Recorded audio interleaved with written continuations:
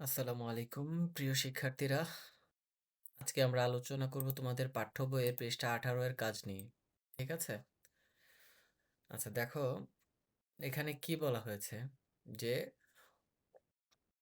29 এর বর্গমূল নির্ণয় করো এবং বর্গমূলের 2 দশমিক স্থান পর্যন্ত মান ও আসন্ন মান লেখো। ঠিক আছে? তাইলে 29 এর বর্গমূল করতে হবে এবং 2 দশমিক স্থান পর্যন্ত মান এবং আসন্ন মান লিখতে হবে। ঠিক আছে? চলো তাহলে এটাকে সমাধান করি। 29, ঠিক আছে? এটাকে আমরা কি করতে হবে? বর্গমূল করতে হবে। বর্গমূল তোমরা তোমাদের পূর্বের ক্লাসেই শিখেছো, তাও আমরা আবার শিখছি। আচ্ছা, 29 কে কত দিয়ে ভাগ করা যায়? আমরা যে সংখ্যাটা নিব সেই সংখ্যাটার সাথেই ওই সংখ্যাকে ভাগ করতে হবে। ধরো আমি যদি 3 নেই তাহলে 3 তিরিকে 9, 4 নিলে 4 চারা 16, 5 নিলে 5 পাঁচা 25, 6 নিলে 6 36, বেশি হয়ে যাচ্ছে তাহলে 5 দিয়ে যাবে। তাহলে কি দিয়ে যাচ্ছে? 5 দিয়ে। 5 দিয়ে কত হচ্ছে? 5 পাঁচে 25, 25। ঠিক আছে? এখন খেয়াল করো, তাইলে আমাদের কত দিয়ে গেল? আমরা কত দিয়ে করলাম? তোমার 5 দিয়ে করলাম। তাইলে এই 5টা এখানে বসাতে হবে। ঠিক আছে? ওকে। তাহলে এখন আমরা যদি বিয়োগ করি তাহলে কত হবে? 4 থাকে। তাহলে এখানে নামবে 4। ওকে, ফাইন। হুম। এখন খেয়াল করো, এই যে এখানে যে 5টা আছে, এই যে 5, আমরা এখানে কি করব? এই 5 এর 2 গুণ এখানে বসাবো। ঠিক আছে? এই 5 এর 2 গুণ কত হয়? 5 দুগুণা 10 হয়। তাহলে আমরা এখানে 10 লিখব। ঠিক আছে? এখানে আমরা 10 লিখবো, এক ঘর খালি রেখে 10। ঠিক আছে? আচ্ছা দেখো, এখন 10 কিন্তু 4 এর থেকে বড়, তাহলে 10 দিয়ে 4 কে অবশ্যই ভাগ করা যাবে না। 4 কে তোমার 10 দিয়ে ভাগ করা যাবে না। তাহলে কি করতে হবে? এখানে এই যে আমরা এখানে একটা দশমিক দিব, এখানে একটা দশমিক দিব। আর এটা যেহেতু বর্গমূল আমরা করছি, তাই এখানে দশমিক দেওয়ার কারণে এখানে আমাদের 2টা শূন্য আসলো। এটা কত হয়ে গেল? 400। এখন 10-এর এখানে কত বসালে এই 400 কে ভাগ যাবে? 10-এর এখানে 2 বসালে 200, 200 সামথিং হয়, 3 বসালে 300 সামথিং, 4 বসালে তো উপরে বেশি হয়ে যায়, তাইলে আমরা এখানে 3 বসাবো। 3 বসালে কত হয়? 309। খেয়াল করো, 3 বসালে 309 হয়। অর্থাৎ আমরা যদি এখানে 3 বসাই, তাহলে এই 3 দিয়েই পুরো 103 কে, লাইক আমি তোমাদেরকে এখানে রাফ করে বসাই, যেখানে 10 আছে, যদি আমি 2 বসাই তাহলে নিচে এই 2 দিয়ে এই পুরা সংখ্যাটাকে গুণ দিতে হবে। যদি আমি 10-এর সাথে 3 বসাই, তাইলে এই নিচে 3 দিয়ে এই পুরোটাকে গুণ দিতে হবে। 3 তিরিকে 9, 3 শূন্য শূন্য, 3 একে 3, 3 বসালে 309 হয়। ঠিক আছে? আশা করি বুঝতে পেরেছো। ওকে। এখন 400 থেকে 309 বিয়োগ করলে কত থাকে? বলো। 0 থেকে তো 9 জানা, 10 থেকে 9 গেলে থাকে 1। এখানে রয়েছে 9, 9 থেকে 0 গেলে থাকে কত? 9 91। ওকে। তাহলে এখানে যেহেতু আমরা 3 বসাইছিলাম, এখানেও আমাদেরকে 3 বসাতে হবে। আশা করি ব্যাপারটা তোমরা ক্লিয়ার হয়েছে। এখানে আমরা যাই বসাবো, সাথে সাথে এটাকে এখানেও বসাতে হবে। ক্লিয়ার কথা? আচ্ছা, এখন এটা হচ্ছে 5 আর 3, আমরা 5.3 ধরবো না এখানে, এটাকে আমরা 53 ধরবো। 53 ডাবল আমরা এখানে লিখবো। তাহলে 53 ডাবল কত হয়? 53 ডাবল হয় 106। ঠিক আছে? তাহলে এখানে আমরা 106 লিখবো। ওকে, তো এখন এই 106 এর সাথে কত বসালে?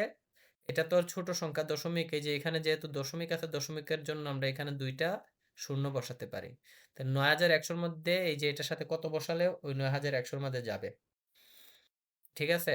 তো এখানে যা বসাবা তা দিয়ে পুরা সংখ্যাটাকে গুণ দিতে হবে। আমি আবার যদি এখানে রাফ করে তোমাদেরকে বুঝাই। ধরো 106 আছে, তার সাথে আমি কত বসাবো? যদি আমি ধরো 6 বসাই, তাহলে এখানেও 6 নিচে লিখে এটাকে এই পুরাটাকে গুণ করতে হবে। যদি আমি 7 বসাই, 106 যদি আমি এখানে 6 এর পরে 7 বসাই, তাহলে নিচে 7 দিয়ে এই পুরো সংখ্যাটাকে গুণ করতে হবে। তো যেহেতু এটা আমি আগে করেছি, আমার জানা আছে, তাই এখানে বসবে 8। ঠিক আছে? এখানে 8 বসবে। আর 8 দিয়ে পরে আবার 8 দিয়ে পুরো সংখ্যাটাকে যদি আমি গুণ করি, তাহলে আমার কত আসবে? 8544 আসবে। ঠিক আছে? এই যে 1067 8, আবার নিচে 8 দিয়ে এটারে গুণ করতে হবে। 8 8 64 4, হাতে রইল 6, 6টা 48, 49 50 51 52 53 54, 54 4, হাতে রইল 5, 8 0 0 5 5, 8 একে 8, 8544। তাহলে এখানে আমার বসলো কত? 8544। ঠিক আছে? ওকে, তাহলে এটা যদি আমি বিয়োগ করি, তাহলে আমাদের বিয়োগফল কত হবে? 10 থেকে 4 গেলে থাকে 6, 9 থেকে 4 গেলে থাকে 5, এখানে রয়েছে 1 থেকে 5 যায় না, এখান থেকে 1 নিয়েছিলাম, 0 থেকে 5 যায় না, 10 থেকে 5 গেলে থাকে 5, 556। ঠিক আছে? এখন আমরা এখানে 8 বসাইছিলাম, তাইলে এখানেও আমাদেরকে কি করতে হবে? 8 বসাতে হবে। এখানে যা বসাবো তা এখানেও বসাতে হবে। এখন এখানে যা, এটা 538, এটা ডাবল কত হয়? এটা ডাবল হয় 1076।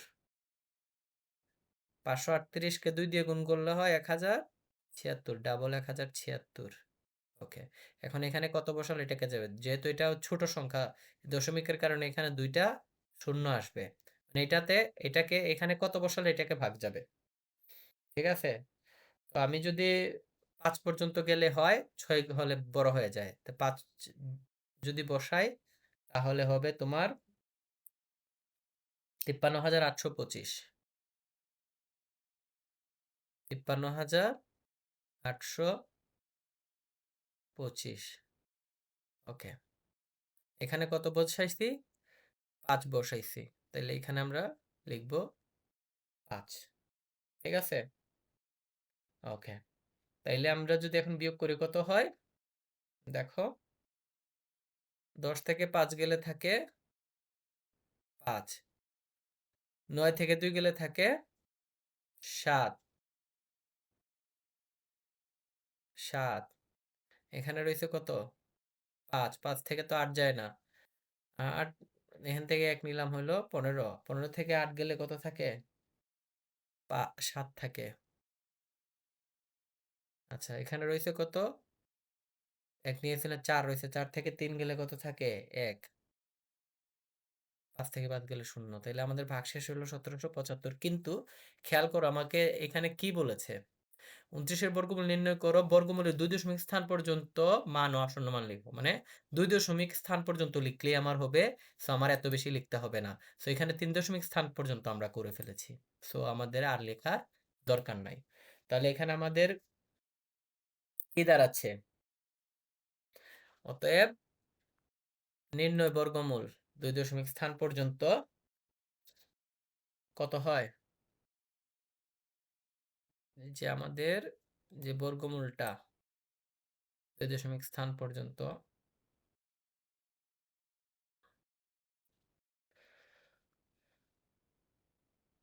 অতএব নির্ণয় বর্গমূল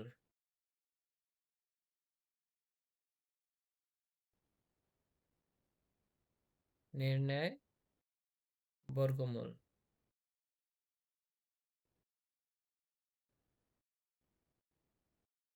কত? 5.38। ঠিক আছে? এটা কতটুকু করা হয়েছে?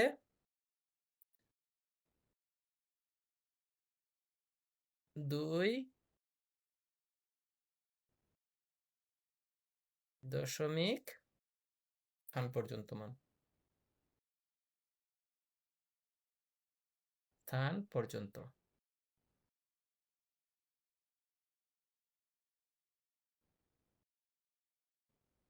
ঠিক আছে? এখন তারপরে কি বলছে? 2 দশমিক পর্যন্ত আসন্ন মান কত? এবং আমরা লিখতে পারি এবং 2 দশমিক স্থান পর্যন্ত আসন্ন মান। 2 দশমিক স্থান পর্যন্ত, স্থান পর্যন্ত আসন্ন মান।